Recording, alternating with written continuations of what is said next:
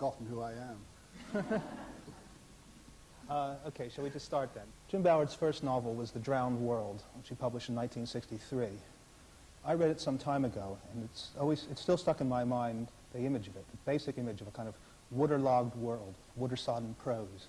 It's one vast imagistic description.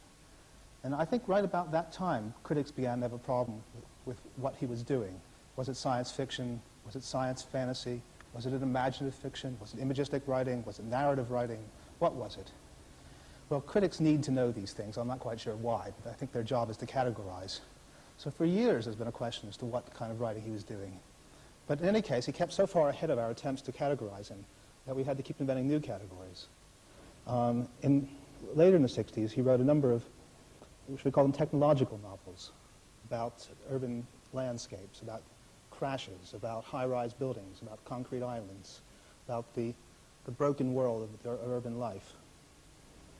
And then he turned around again a few years ago and wrote this amazing novel set in Shepperton called The Unlimited Dream Company, which he came here to discuss with Anna Tennant at the time, who was editing Bananas, a small periodical which published a number of Jim Ballard short stories.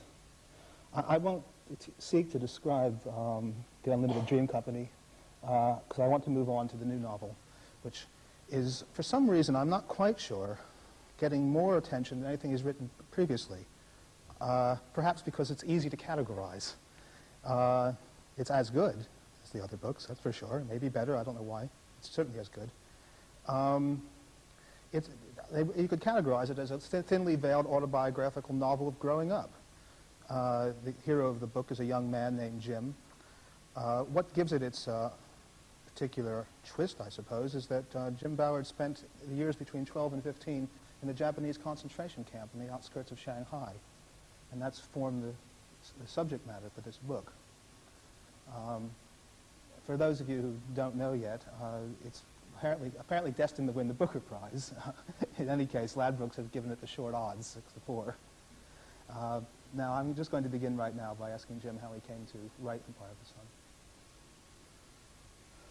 Well, ever since I started writing, which is longer ago than I care to remember, nearly 30 years ago, I planned to write a book about the wartime period in Shanghai, but for some reason never got around to it. I think part of the problem I had was that I came to England in '46, and I knew I would never go back to China. I had to remake my entire life here, cope with this very strange country, as it certainly was to me in the late '40s. Recently, in a peculiar way, it started to get strange again, but that may be because my children have grown up. And when I got married and had children, I tried to put roots down.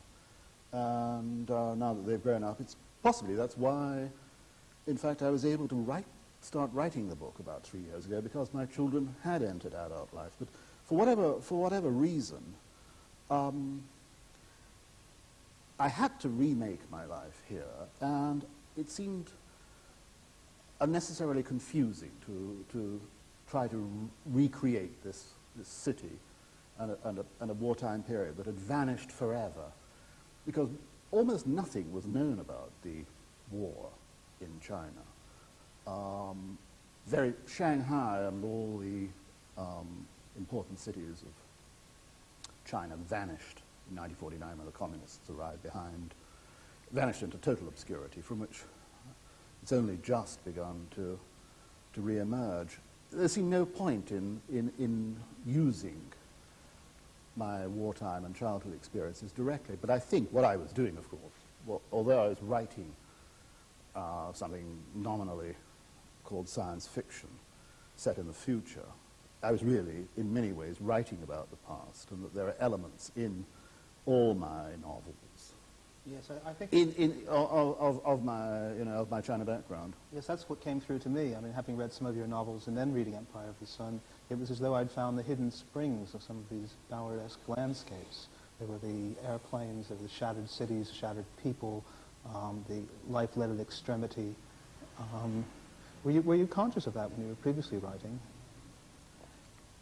No, I mean, to tell the truth, when I wrote my first novel, The Drowned World, in 1960, it's only with the benefit of, I didn't at the time realize that a lot of the landscapes that I described in that novel, the sort of apartment houses and office blocks of London rising out of a swamp, in fact, were very close to the memories I had of the apartment houses of the French concession in Shanghai, rising out apparently of the flooded paddy fields, which I viewed every day from our camp about 8 miles south of the city. It's only with the benefit of hindsight that I've begun to see that I was feeding in elements of that landscape, which come out, yes, you know, explicitly in this book. There's also the internal landscape. I mean, what it did to you, how it shaped you to live in such extreme circumstances at such an age. Let me just ask one thing. I don't know if you can explain, but how close is the Jim character in the book to Jim Ballard? How the experiences that he has? The backgrounds to the book, the portrait of the picture of Shanghai at war and before the war and after the war, which was an even more confused period in many ways before the Americans arrived to take over. The backgrounds, the camp, are all as more or less as accurate as 40-year-old memories can make them. Shanghai was that kind of city, and the camp was that kind of camp.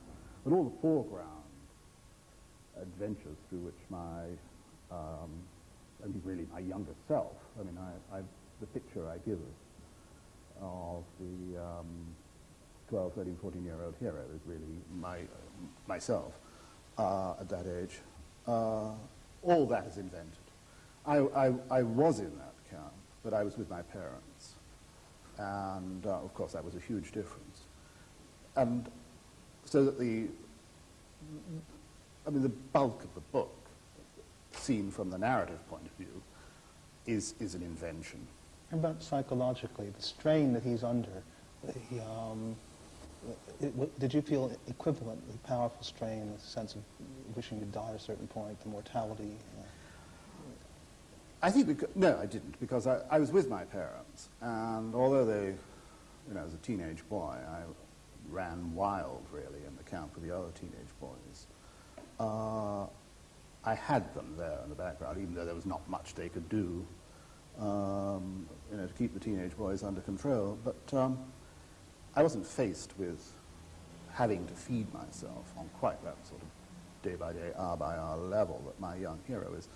I base the Jim's experiences in the book partly on my own, but more on a boy who was a close friend of mine in the camp, who lived a few rooms away from my family in G Block, as I describe in the book, and who was he was separated from his parents, who were trapped in North China. He was virtually orphaned by the war, and he spent the war in this room with a family, husband, wife, and a young child, in circumstances rather like Jim's in the book. So it's an amalgam of experiences, but it's basically a fiction, there's no question about that. There's one of the themes that comes through in the book is an attitude towards conquerors, that the powerful Japanese who are to be supplanted eventually by the powerful Americans. And in fact, I noticed that the chapter that's called The Empire of the Sun features at the end the bomb going off at Nagasaki, dimly sensed and seen at the end of the war in Shanghai by Jim. And that's called A Second Sun by the author, you. And I wonder whether there's some allusion to the American Empire.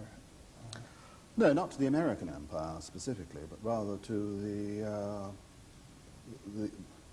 the nuclear sun, which sort of shines behind our own sun, and has done for the last 40 years, and casts its own special shadows over everyone's lives. I mean, that's really the title of the book refers partly to the Japanese empire of the rising sun, but also to that second sun that first went off at Hiroshima, a couple of days later at Nagasaki, and created the setting for what I think of as World War III, which I, in some ways, see as having started on the installment plan nearly 40 years ago, out in the Far East. So what I was also getting at was your interest in America, American as the, in the atrocity exhibition and in the book of Hello America. You're fascinated by what amounts to American imagery, American materialism, American myth, American society. I thought it seemed to grow up there because the Americans were the ones who eventually won the war, not the British, right. in the Far East. I was just curious whether you saw some sense of your interest in America growing out of that. Well, the Shanghai I was brought up in was a completely American Really? zone of influence. We had an American, although the British were the dominant foreign community there were Germans, Dutch, Belgians, French, and a lot of Americans. And the style of life was American. It was air conditioning, Coca-Cola, American cars. And America was certainly the dominant power in the Pacific, both before the war and after the war, of course. I mean, British power collapsed utterly with the surrender of Singapore. And to some extent, my book anticipates what I think of as the, much as I admire the Americans, the failure of America to come to terms with the realities of war, of the coming peace and after the war. And the way nothing was learned from the deaths of millions, unto millions of Chinese during the war. Absolutely nothing was learned by the failure of Chiang Kai-shek and the nationalists to rule China in anything but a feudal way. It was a world of tenant farming, absentee landlords, millions of people at the mercy of plague, famine, flood, roving armies, rival warlords. Come 1945, August 1945, and that entire regime was reinstituted all over China with the support of the Americans, and of course it collapsed. And it sent huge reverberations through the United States, of course, in the late 40s and 50s. McCarthyism was to a large extent underpinned by what was felt to be something seriously wrong with the American political establishment in its support of and failure to deal with the communists who took over. Have you, just on the subject of America for a moment more, have you traveled to America much? Or? No, I've not been there for about 30 years. In really? fact. That's incredible. Except I just watch TV. It's good enough. It's a TV landscape, so why bother to go? Can I talk a bit about writing in general? How did you come to be a writer? I noticed that you originally set out to study medicine. What happened? Well, I went to school in England for a couple of years, and I was very interested in science, but I was more interested in psychiatry. Psychiatry was what I wanted to do. I wanted to become a psychiatrist.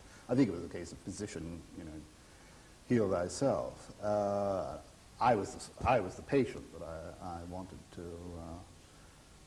to cure, and in those days, to become a psychiatrist, I think it's still true, you had to have a medical qualification in this country. Now, as I was interested in biology, when I was told that, first you've got to get a medical degree, this seemed to me a bagatelle. I thought nothing of that, even though it was something like 6 years of hard study.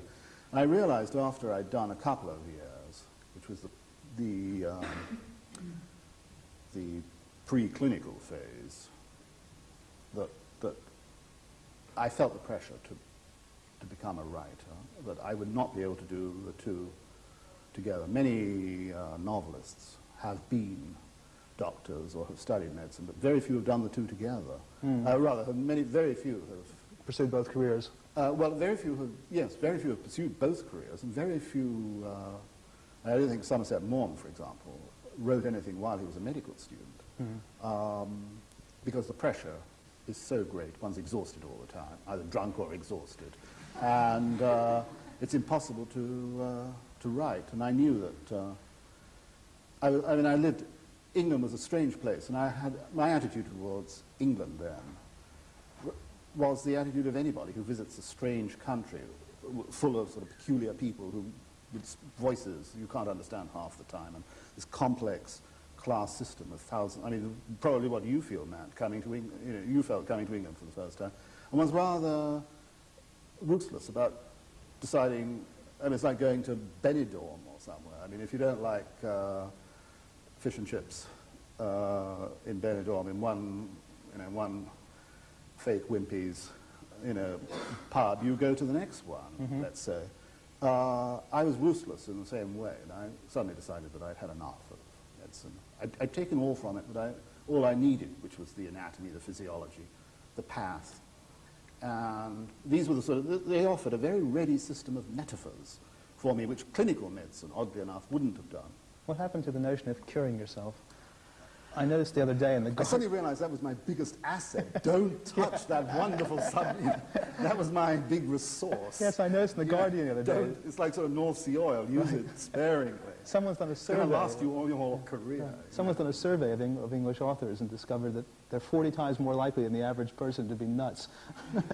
I think that's, that's probably true. But I mean, that's a wonderful... So is San Francisco. I mean, I really sort of mixed up. I mean, being a crazy mixed-up kid, Yeah. it's the next best thing to being a sort of crazy mixed-up middle-aged man, I can tell you. No, I mean, that was a resource that I couldn't possibly squander on some analyst's couch.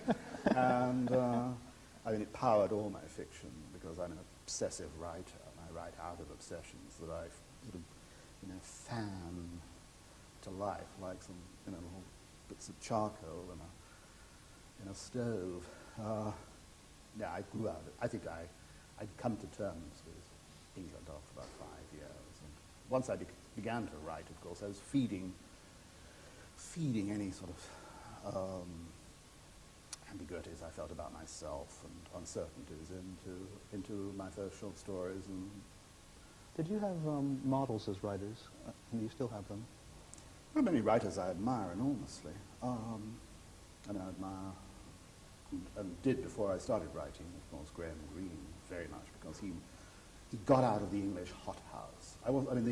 When I first started writing in 1956, I think I published my first short story in a professional magazine. England was then, that was before The Angry Young Man, and England was then dominated by writers like C.B. Snow, Anthony Powell, the realist, even Evelyn Waugh, whom I admired enormously as for his pre-war novels. By the post-war period, was writing about a sort of mythical England in many ways, the England of Brideshead to be visited.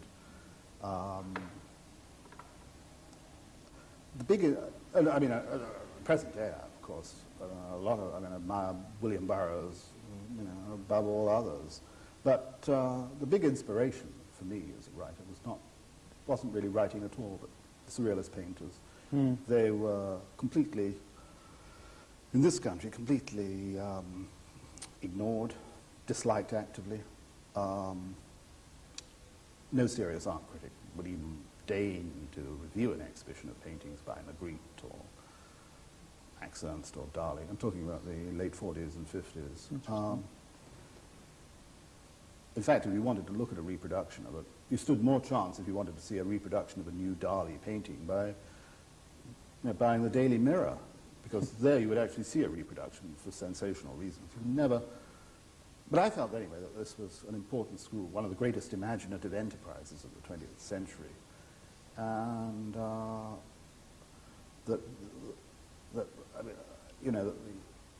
lessons of surrealism, in a sense, needed to be applied to English life, which in the 40s was set solid under a mass of concrete and social conventions.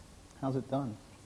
What? Well, how's it done? I mean, we've been applying these lessons a bit. English changing a bit. Do you feel the... Oh, things have changed here enormously. Freed up? Oh, the 60s, everything opened up here. It closed down a bit. Not completely yet. In the 70s. But I think it's a very interesting time. The 70s themselves are more interesting than people give them credit for.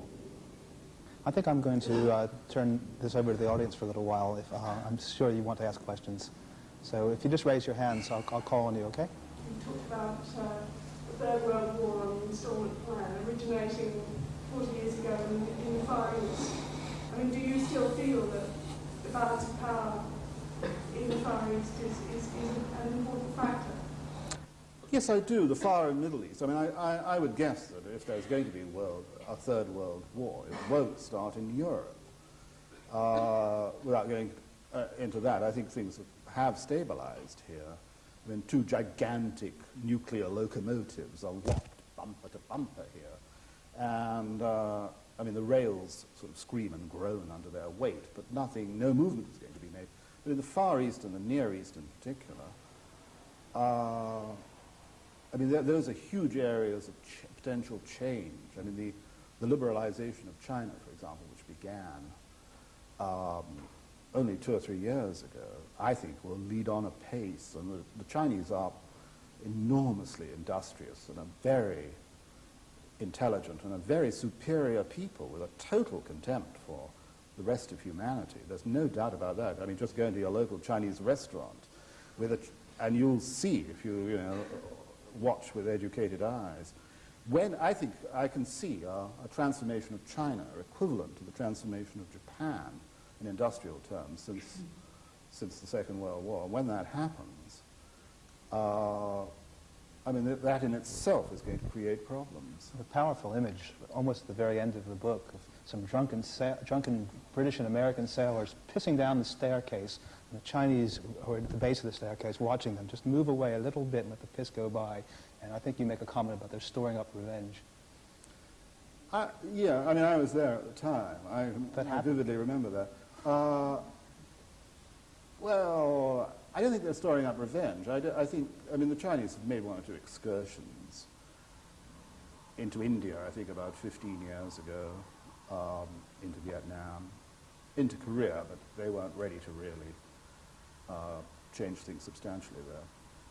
Which were really, I think, from their point of view, were just punitive expeditions of the kind that throughout 2,000 years of its history, the Chinese have been carrying out against unimportant, tiresome, and irritating neighbors. They do it against North Vietnam every 3 years or so. They kind of send a few battalions in, which they lose, but that doesn't seem to matter. We must go on now. I'll come here eventually. Let's go in the back of the room. Is your style changing? I'd hope not. As my publishers are sitting in this room, I better be careful what I say. No, I wrote this book because I happen to have that background and always wanted to write this book, but I don't think I'm going to suddenly become a kind of mainstream novelist. I certainly don't think I'm ever going to write sort of naturalistic fiction, which I tend to despise, frankly. I mean, I'm an imaginative writer, and I believe in the power of the imagination to remake the world, and without the imagination, we have to take the world on its own terms, which I don't propose to do. And I don't think I doubt if I'll write any more straight science fiction. But then I haven't done that for a very long time. It's not really since the end of the 60s, with 1 or 2 exceptions, that I've written any straight SF. I think I'll go on writing imaginative fiction of various kinds, and to some extent this is an imaginative novel.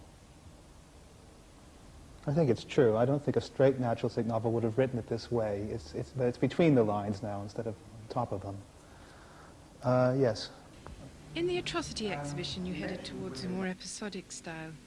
Have you now reverted to a more ordinary storytelling style and rejected the former method? No, it wasn't actually. I think it was absolutely right for its time. And that, I mean, the 60s, and I wrote I wrote that book effectively in the 60s, in the late 60s, was a very fragmented period where, the media landscape was completely out of control then, in a sense. Things were going on in sort of six different dimensions at once, in a way that they haven't done recently. I've always believed that subject matter comes first, style next, or last, if you like, and that you choose the style appropriate to the subject matter.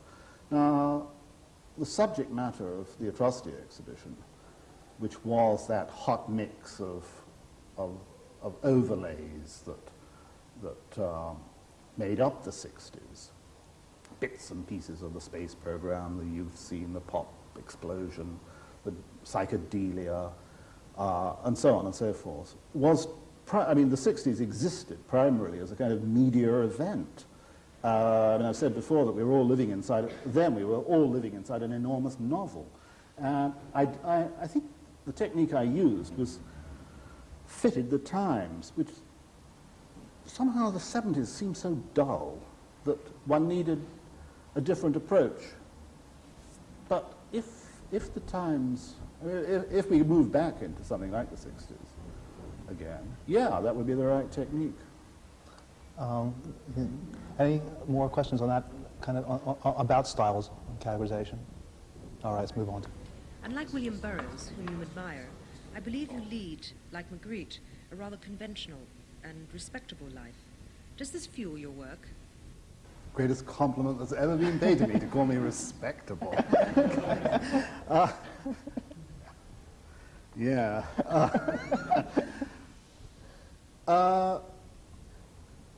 Yes, I think actually the gist of your question is absolutely right. I do feel that the sort of, in fact, I live in a sort of slum. Most people, my neighbors certainly regard me as a sort of, someone long overdue for retirement to the South Coast, so that real respectability can take over. I mean, they'd love to see my house bijouized and all the rest of it. But I think you're right that a sort of surface, I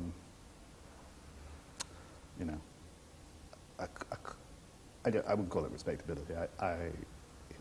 Accommodation with sort of the norm does provide a sort of neutral zone. It's not a disguise, it's just a neutral zone, because if one has a very strong imagination, I think I for good or ill, I do,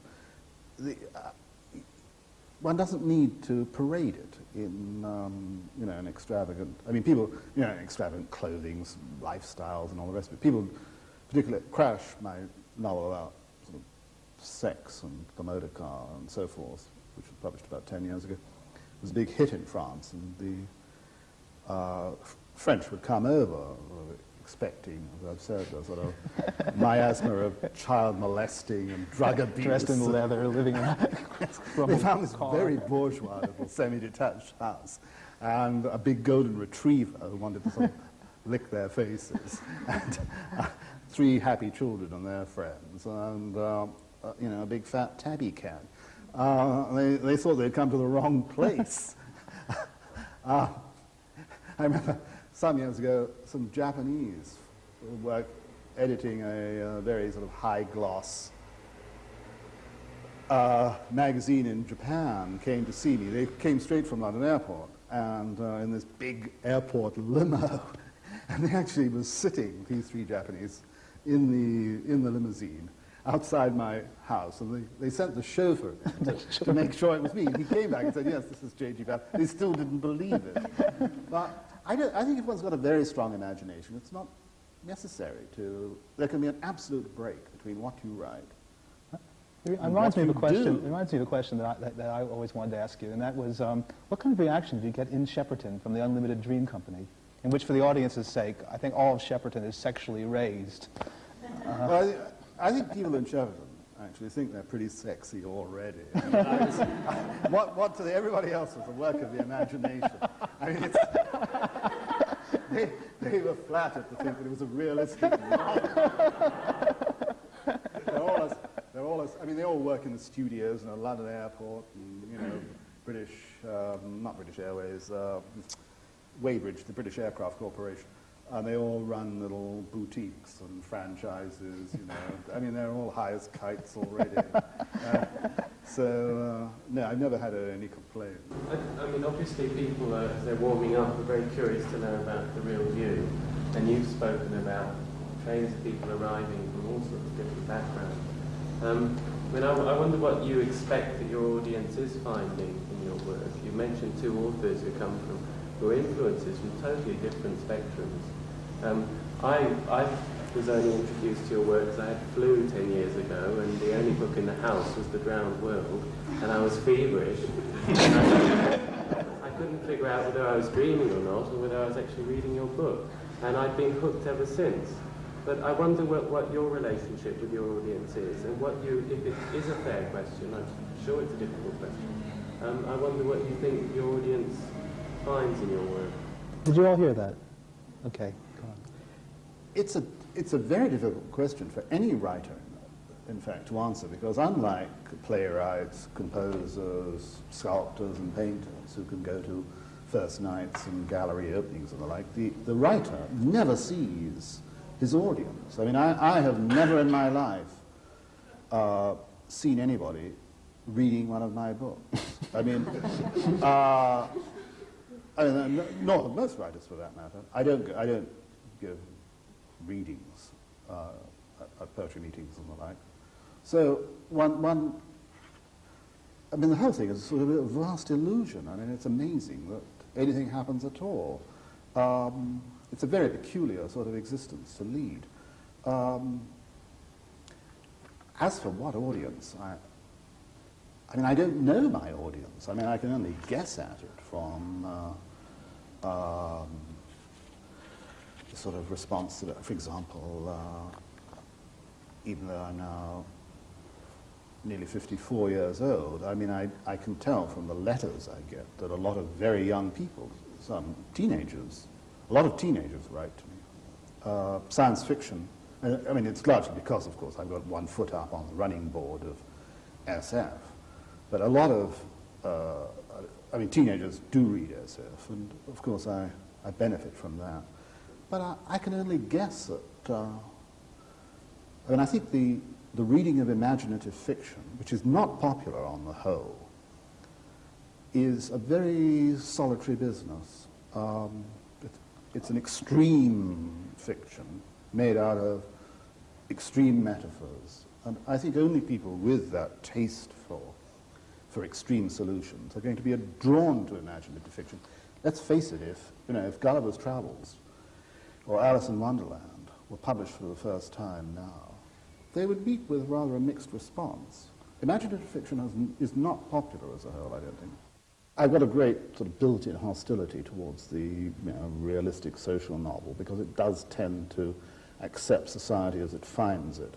I feel that it's particularly dangerous in sort of puritanical,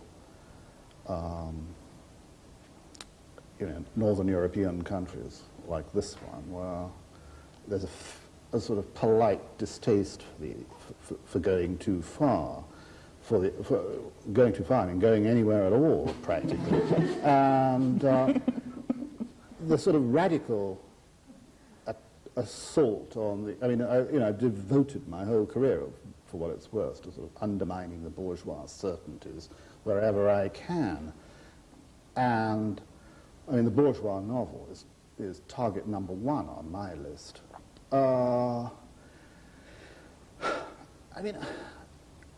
I see the writer's role as important, but I recognize, I mean, one's got to be a realist, that most people prefer the cozy certainties of life to permanent revolution, as the surrealists called it. But that doesn't discourage me at all.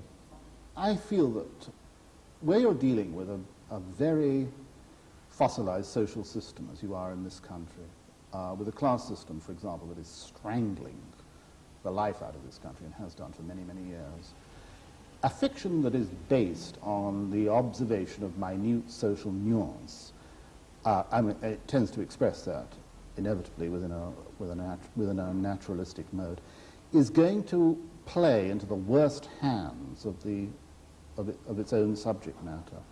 Now, it's very difficult for naturalistic fiction to challenge the world as it presents itself to the writer, and I feel it's the duty of the obligation of the writer to do what he can to tell the truth. Now, the truth isn't a matter of describing surfaces. If you're going to get beneath the sort of all those layers of enamel that conventional experience, particularly in a very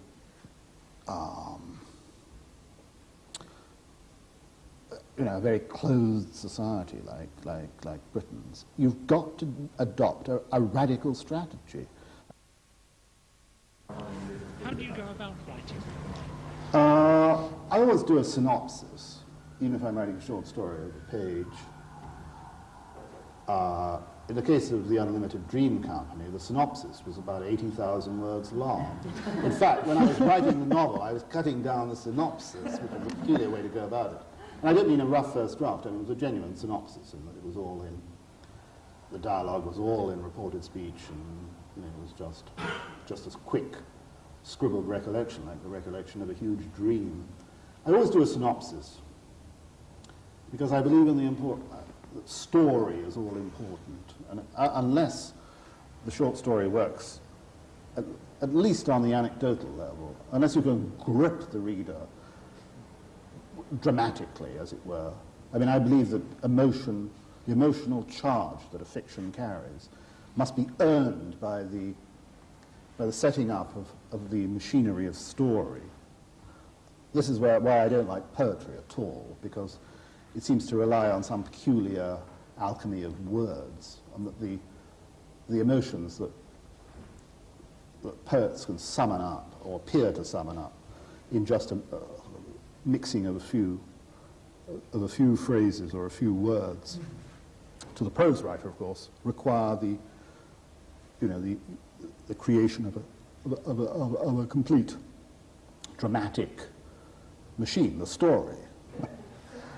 In the back there is another question, and then you. Have you ever had any resistance from publishers to anything you've been asked to rewrite anything? I beg your pardon, sorry. Have you ever had any resistance from your publishers? I can say quite truthfully that I've had problems with American publishers, but I don't blame them for that. But as far as English publishers are concerned, people often disparage English publishers, and I'm saying this even though my own publishers are in this room. But in my entire career as a writer, lasting whatever it is, nearly 30 years, I have found that I've never had any difficulties at all. That I've found enormous intelligence in the various publishing houses, hardback and paperback, even though publishers have to face realities that the writer doesn't, of making a reasonable profit, just to keep their businesses going. I found enormous intelligence, sympathy. I've never had the slightest difficulty with any British publisher, any London publisher, with anything I've written, and some of the things I've written, like Crash or Atrocity Exhibition, even on the level of, say, a mere nuisance value, might have been tossed out of the window or rejected. I've never had the slightest difficulty when, my previous public, even something like The Drowned World, my first book, was a complete break with the science fiction of the day and might have been expected to cause trouble with Victor Gallant, or its first publisher, but not at all. Likewise with books like Atrocity Exhibition and Crash, which might have caused problems. I never had the slightest difficulty with my then publishers, Jonathan Cape. I've never had a minute's trouble with any British publisher, nor French for that matter. I've had problems with American publishers. They didn't know what to say. Sorry, Matt. Well, yeah, American publishers have got their own, they've got their own Christian ball audience. game to deal with. What kind of problems have they given you? They actually censor your books, or not publish them? Or? I had, Doubleday originally were going to publish Atrocity Exhibition, and they printed up their whole edition, which one of the senior members, I gather Doubleday is a huge commercial American publisher. Their letterhead actually, so they used to be called Public Doubleday Publishers. Now they're, whatever it is, Doubleday Communications Corporation. I gather sort of once a week, some lad in the Doubleday building wheels around a supermarket trolley filled with the firm's latest books. And amazingly, which they all salute.